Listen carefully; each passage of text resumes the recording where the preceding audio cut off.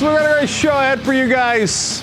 Bit of a momentous day today. We've got some very interesting news about the Young Turks. We are going to talk about that in 1 second, but I want you to know Senator Bernie Sanders is on the show tonight. He is very upset about the Gang of Six plan. Everybody else in Washington loves it. It is an absolute disaster, and we're going to talk to Senator Sanders about that. He's got some very strong words coming up. I'm also going to talk about the Gang of Six plan. It is horrible.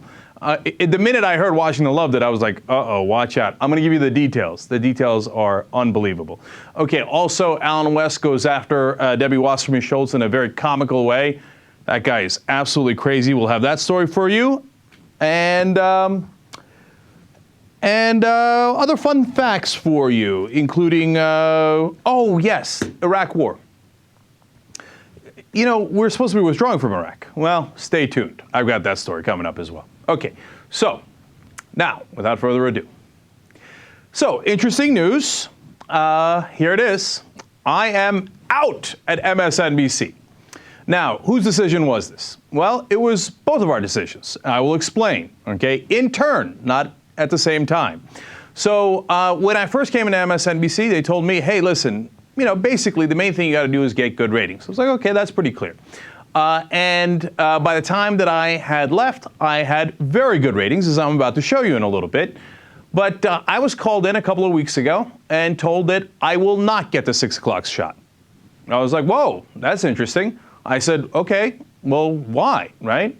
Well, they said, you had really good ratings. You did everything that we asked you to do, but we went in a different direction. But we want you to stay, which is nice of them.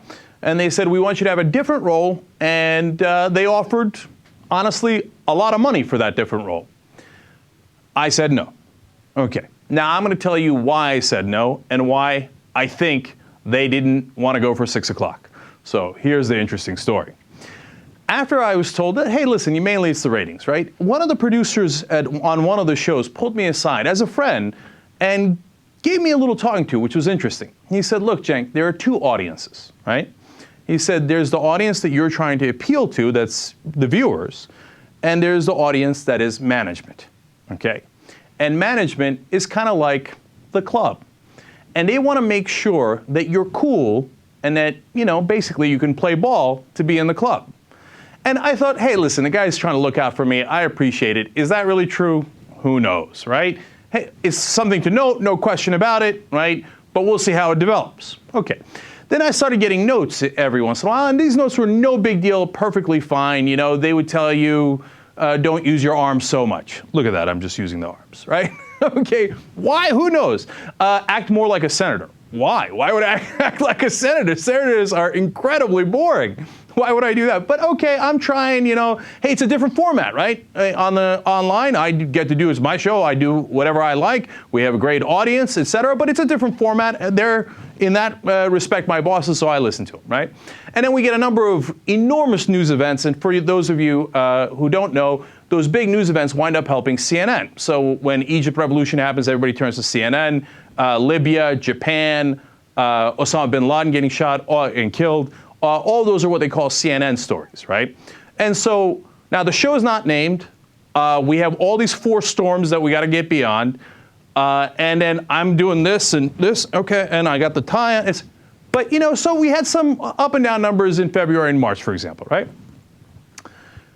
And then I started doing it more my style. And then the numbers went up. You're about to see that in a second. Okay, and I just love this comment on YouTube. I'm sorry, I forgot who said it. But they said, looking at Cenk on The Young Turks is like watching a tiger in the wild, right? Seeing him on TV is like watching that same tiger in a zoo. And I love you for saying that. It's a little true, especially when I was actually trying to listen to their advice. Now, I stopped listening to their advice in April. Why? Well, this is the TV moment, or movie moment. I got pulled in, and they told me, hey, listen, we were just, or it was actually one specific person, the head of MSNBC. He said, I was just in Washington, and people in Washington tell me that they're concerned about your tone. I was like, whoa, what? You know, despite all the things that I've said about the mainstream media, I still viewed that as kind of like theoretical. Like a real person, are they really going to say that? I was like, And I'm naively thinking, what does he mean? Did he talk to his friend Bob in Washington? Why would you say people in Washington if you meant, oh yeah, I was talking to my buddy down at the shop about you. It just happened to be that he was a person in Washington. You wouldn't frame it that way, right? But I'm still thinking that. And then he gives me the second part of the speech. Hey, listen, Cenk, outsiders are cool. And they wear, I think he might have said something like, they wear leather jackets, they ride bikes. I think I'm an outsider, I don't ride bike.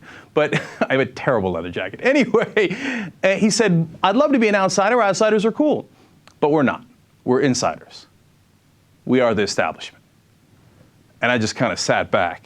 I was like, wow, this is it. This is the speech.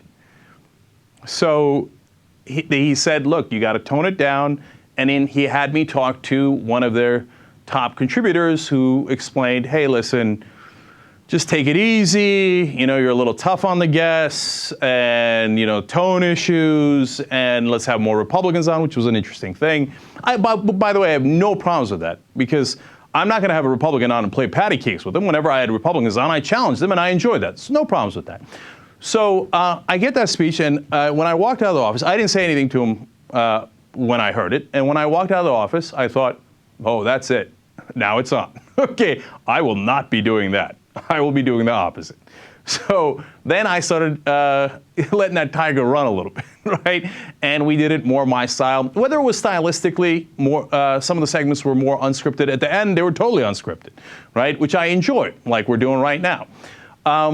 Because you get to tell a story that way. I'm going to come back to that point in a second. But substantively, you know, it was always challenging the government and challenging those that are in power. And obviously, that was the issue, right? And I continue to do that going forward as well. And so what happened? Well, my ratings improved dramatically. April was good. May was great. Let me show you the May numbers. These are all from internal MSNBC emails, okay? Adults 25 to 54, I got 164,000. That was a 19 share. Delivered the strongest adults 25 and total viewer audiences since the launch of the show, okay?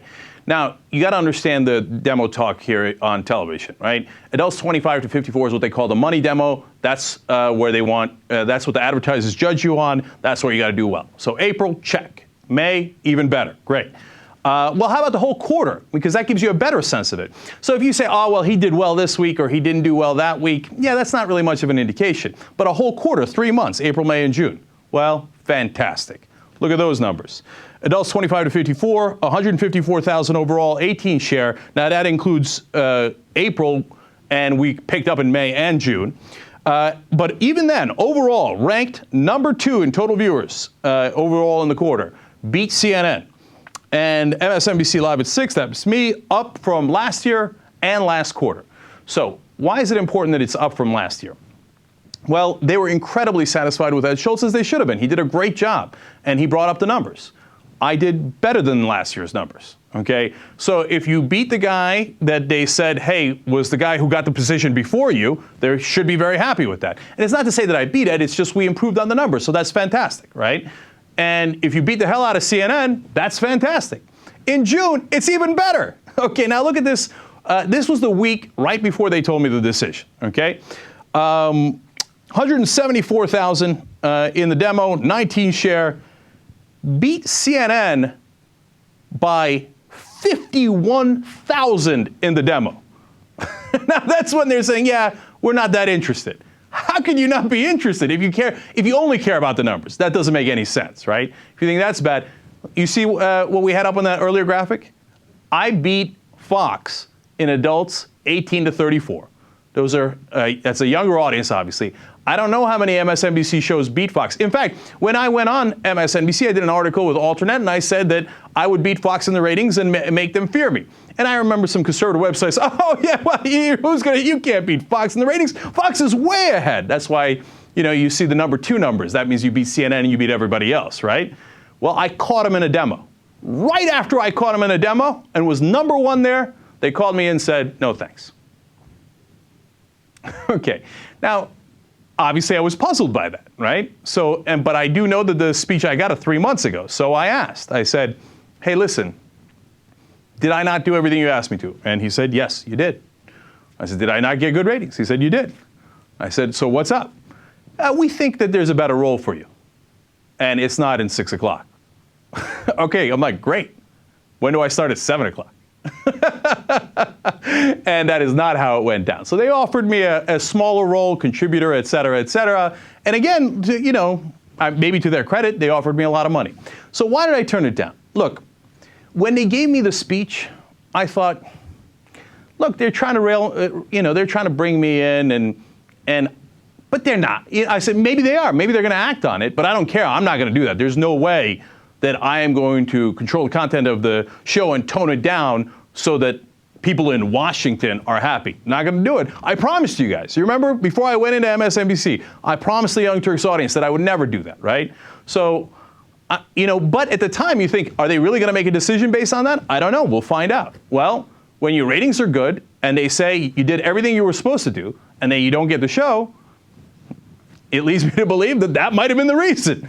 So I didn't want to work at a place that, wouldn't let me do my kind of show, that wasn't interested in my kind of show, didn't want to challenge power. In fact, isn't that what I've been railing against the whole time on the Young Turks? And look, part of the reason that I made the decision, and look, come on, keep it real. There's a lot of factors, right? You get all that money thrown at you. And let me tell you something else that's really important. It's the perks. And it's funny because I said the same thing before I went in. God, they give you car rides to the airport. They give you fancy hotels. You know that when you fly business class, not only do you get warm chocolate chip cookies, but your bags come out first. And you're like, suckers. All right, everybody wait. I'm going first, right? It's great to have your bags come out first. You get used to it, right? And that's how they suck you in. As a general principle, I don't mean MSNBC in particular.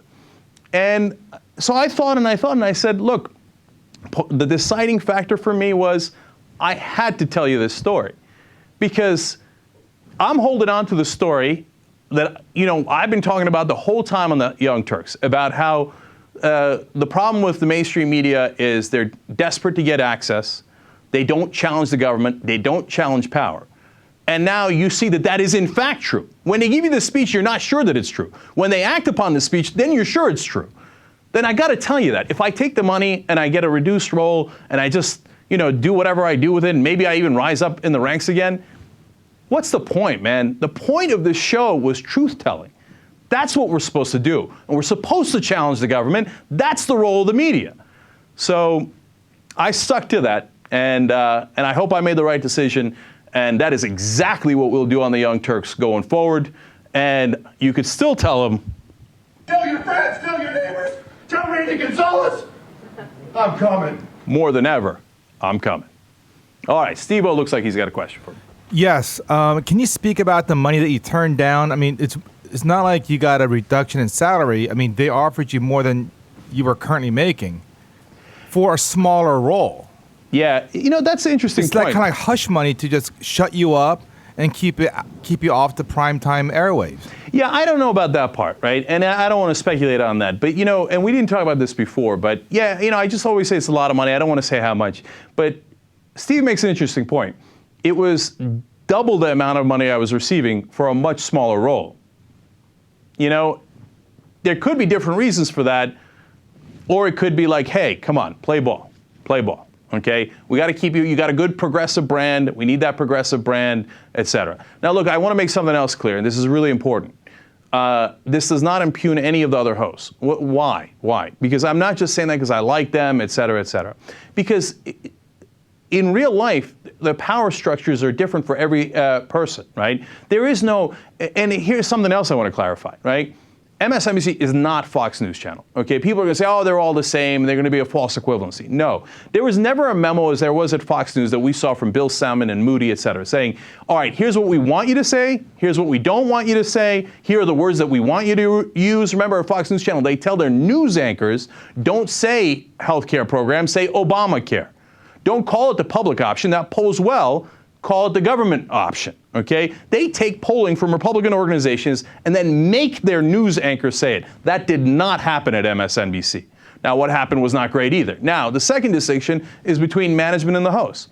For example, Rachel Maddow has done such a great job of achieving strong independence there. And you do that if you're a smart person like Rachel by slowly accruing power until you can say, hey, listen, this is the way I'm going to do it, and you get good enough ratings that they just can't pull the trigger, right? And so, for example, general cable news ideology is you do a really short intro and then you get to the guests, right? Rachel said, no, I'm going to do a long intro because I want to tell a story. I love that. And she's absolutely right. And it's worked for her, and she's #1 on the station, right? But she broke some of the rules, and she did it in a smart way, and she got a great audience for it. And this speech that they had with me, I'm not sure that they've had with any other host. Why? You know, it depends on the circumstances, right? But I've never gotten an indication from the other hosts that they had that speech. So you got to keep it real, and you got to understand why. And why is it easier to have that speech with me? Well, all the other hosts have contracts already, and management has already said, we like these guys, that's why we hired them, and hence, our reputation is tied to them to some degree, right? But if you don't have the permanent contract yet, then they could put more pressure on you to get you to play ball. And remember, I am by far the hardest on the Obama administration. Doesn't mean the other hosts aren't hard on him at times when he deserves it, but I'm clearly the hardest on the Obama administration. And so I've got the least amount of power, and I'm the toughest on Washington, if you will. And not just the Obama administration, but all of Washington. And, I said on the air, I think most politicians are corrupt. And I remember my guest was like, what? How can you say that? These are honorable gentlemen. I am not going to do a show where I pretend most of the politicians in Washington are honorable gentlemen. Hell no, right? So, and look, Ed Schultz is a bull, and sometimes he gets in trouble for it, right? But he charges hard. And Dylan Ratigan, I'm shocked that he's still on there. It's a minor miracle, and thank God, because that guy is, whether you agree with him or don't agree with him, he definitely tells the truth.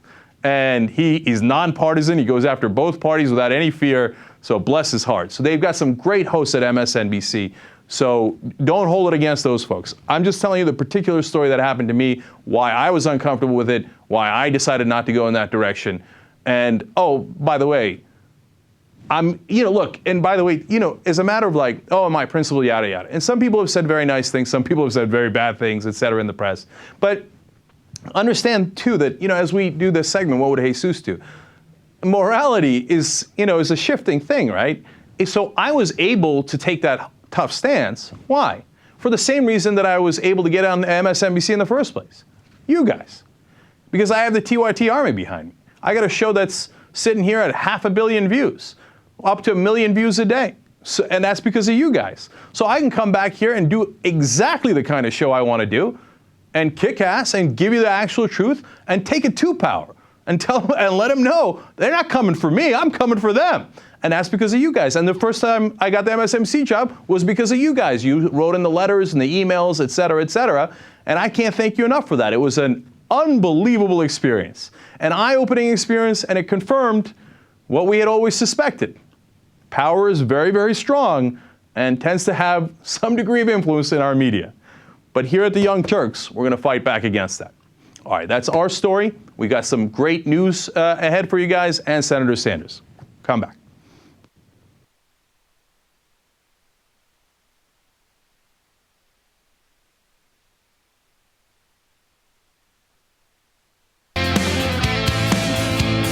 All right, back on the Young Turks. Now, I want to talk to you a little bit more in detail about the Gang of Six that we just talked to Senator Sanders about. Just give you a sense of the exact numbers that we were throwing around there so you get a sense of how disastrous this plan really is.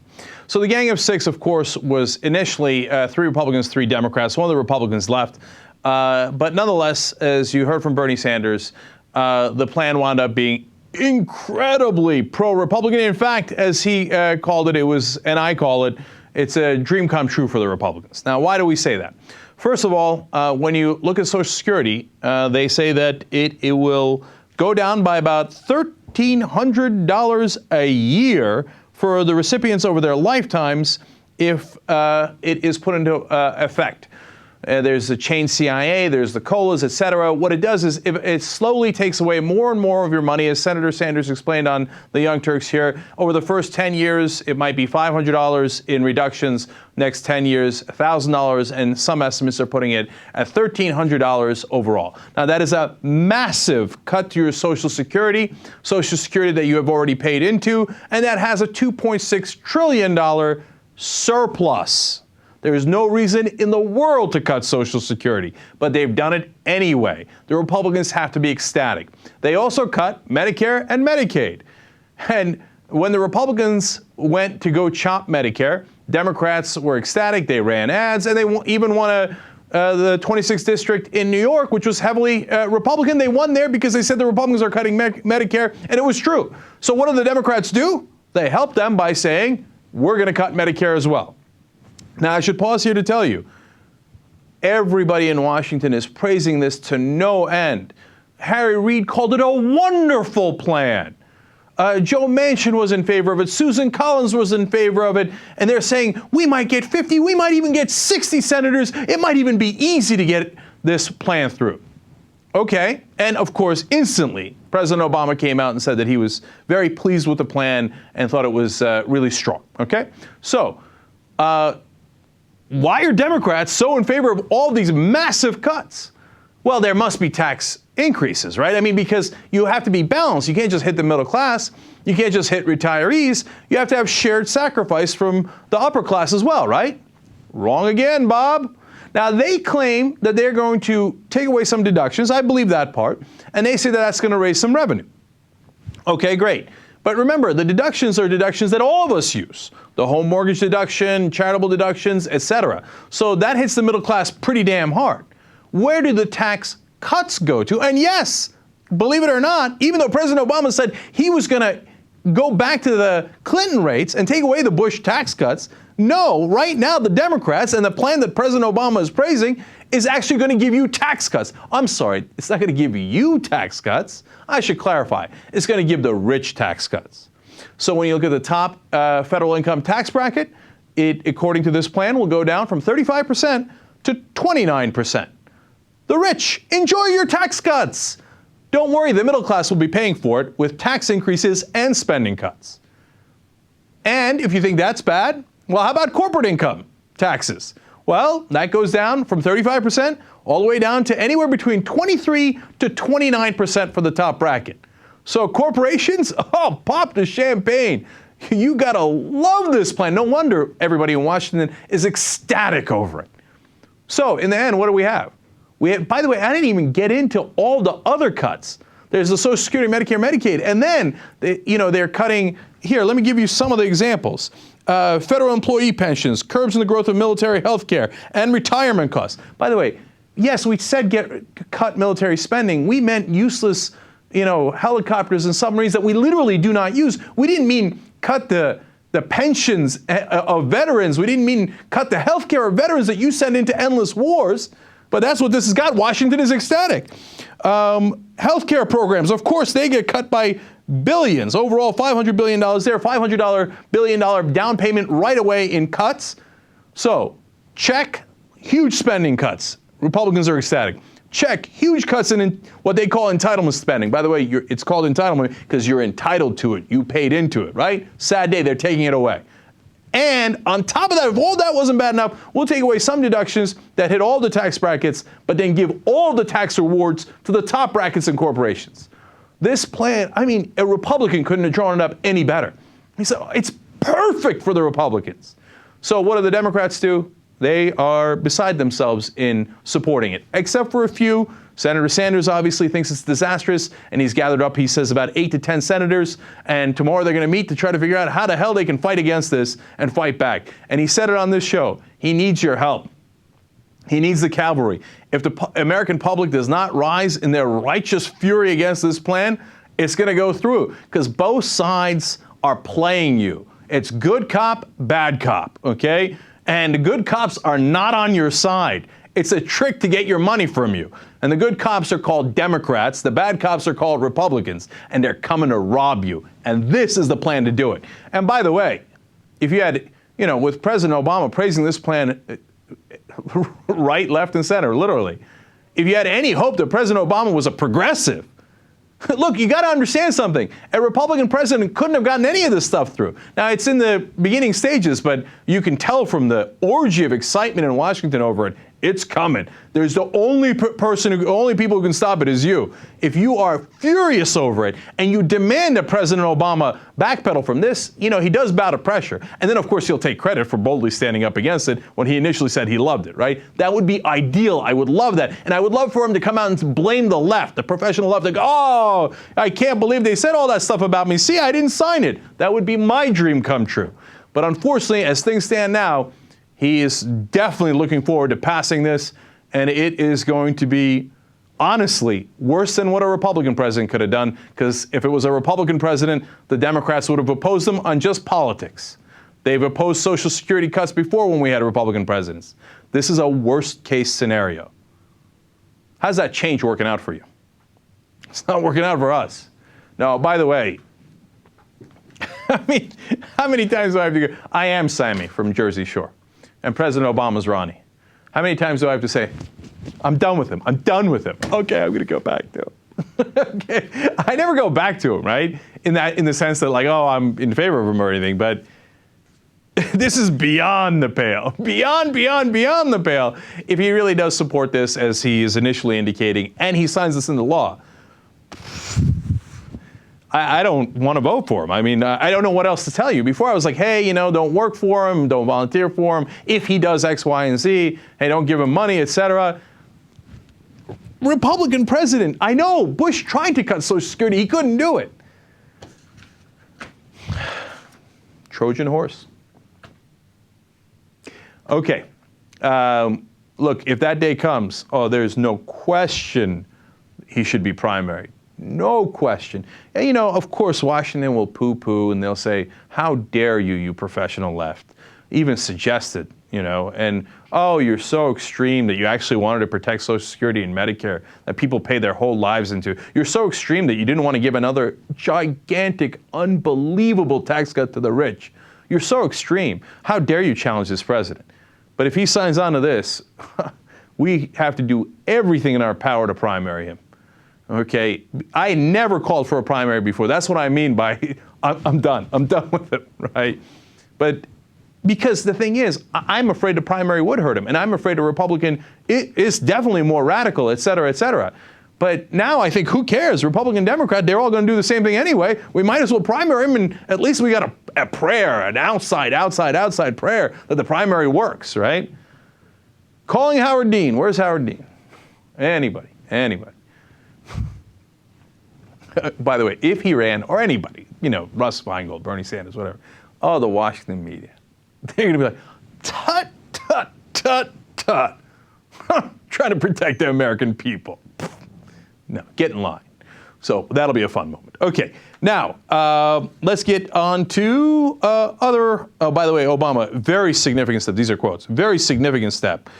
Consistent with the approach that I've urged. Well, that is true. It is consistent with the approach that you have urged. Okay.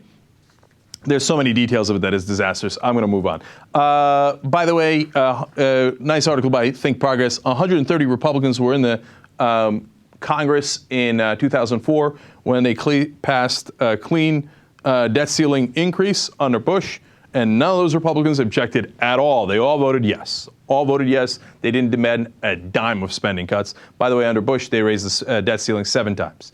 But here's a funny little article to end this portion of our program. Politico writes about the secret machinations of how this debt ceiling talks, budget talks are going.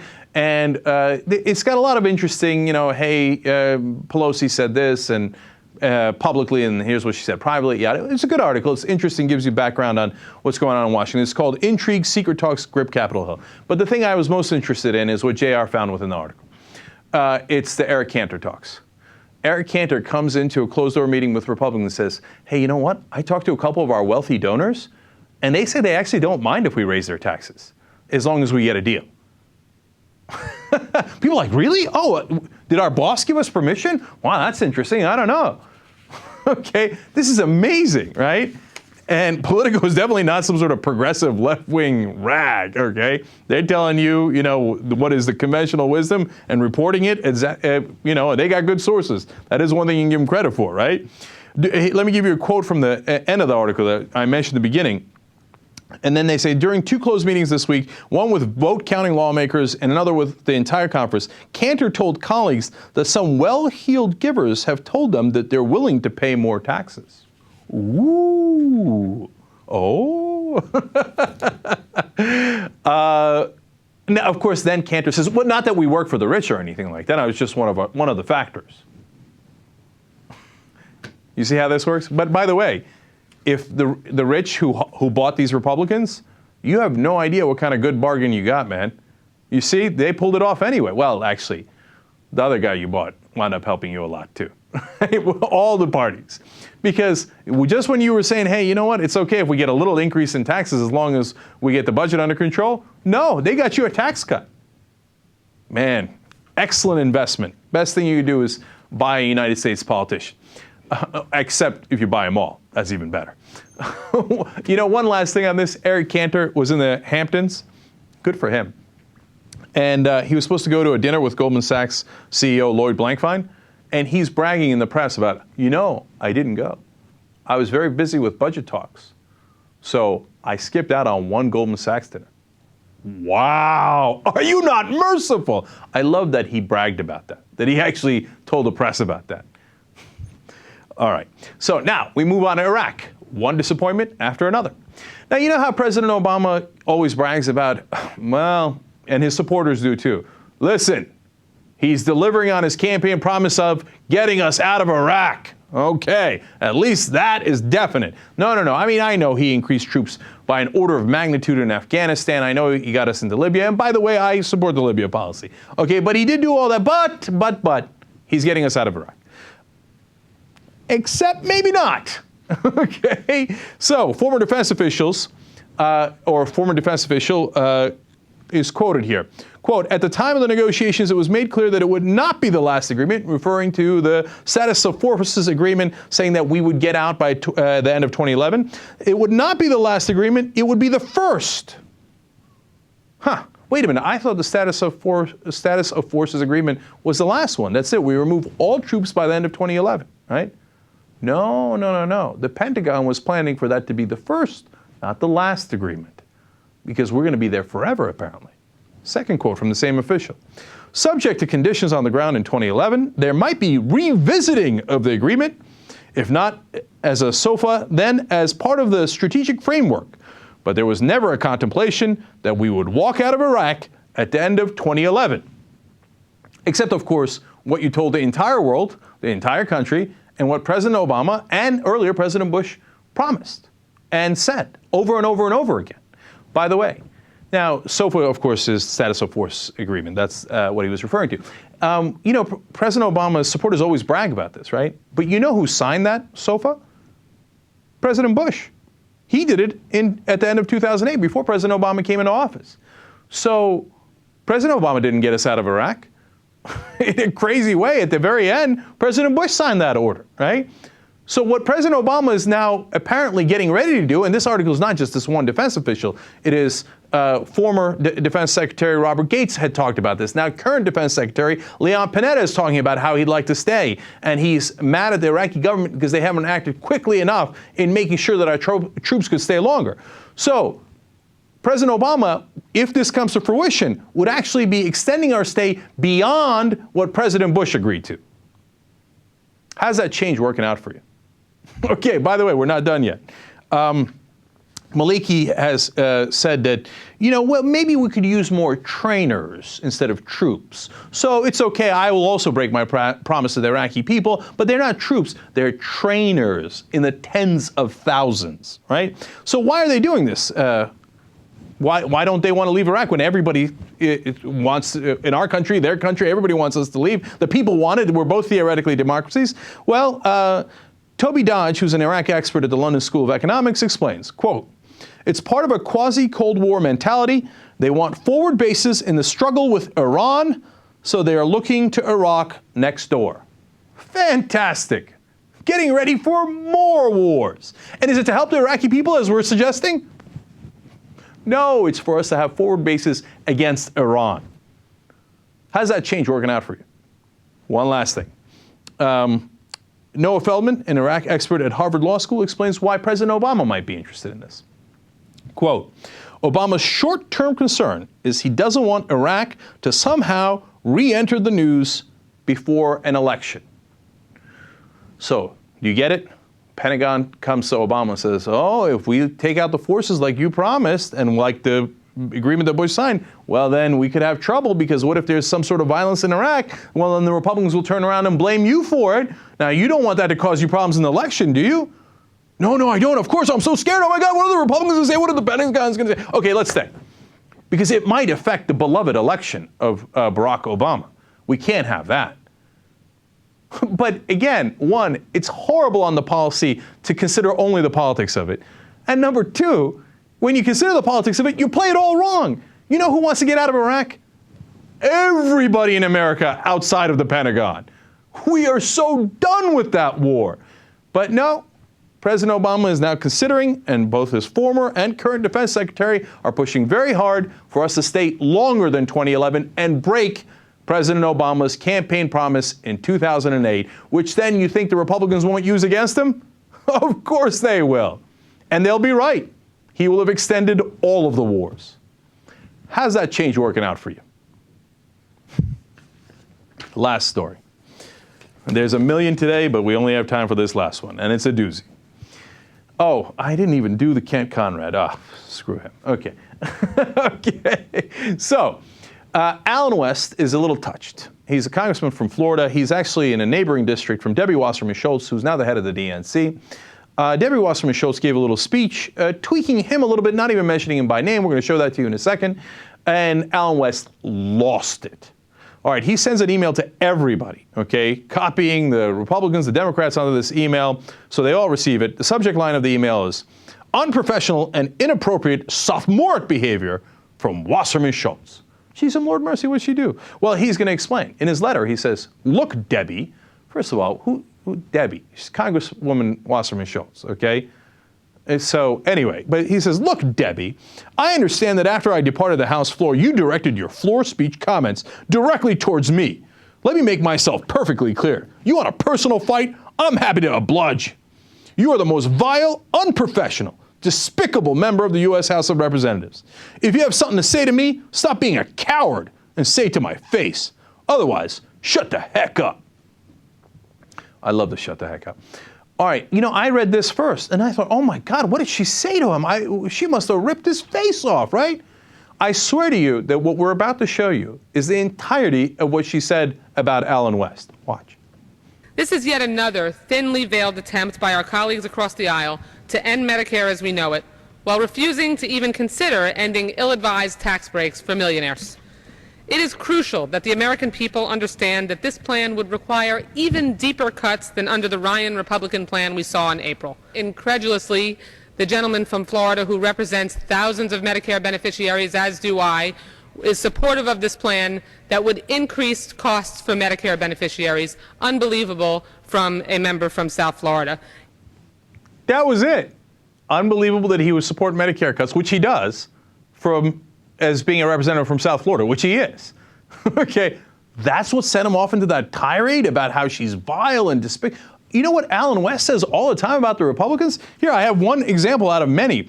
He said, anybody with an Obama 2012 bumper sticker is a threat to the gene pool. Okay, Alan West has said a million crazy things, attacking the Democrats in the most vicious ways, right? But she dared to challenge him. You better say it to my face, you coward. But she did. She said it on the House floor. It's not like she hid behind a corner and whispered it to her best friend. She said it in public. And then he goes on and on. He loses it. He says, you are not a lady. You shall not be afforded respect from me. And that you have her heinous, characterless behavior. This guy's a lunatic, man. Based on that, he is so offended by the slightest little political debate. How dare you question Alan West?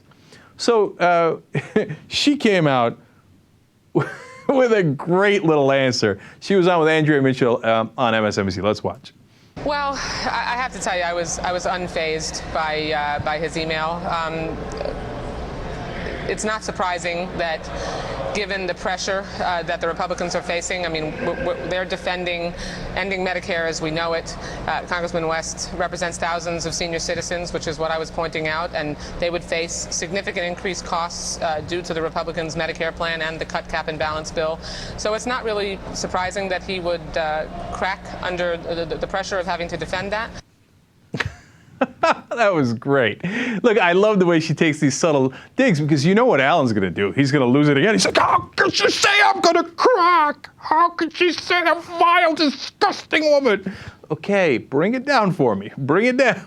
Okay. By the way, her spokesperson also put out another email. Very mild, just tweaking him a little bit. His answer, another cowardly cheap shot at Congressman West. All right, before we leave the story, just a couple of quick other notes on Alan West. I love how goofy he is. One of the things that he explained was that the Democrats are blatant liars. Again, notice all the attacks on the Democrats without any concern, right? That they are suggesting that 80% of the country is in favor of, as he called it, 80% of Americans want their taxes raised is beyond unconscionable. He says that's a lie. Well, that's because that's not what the Democrats say.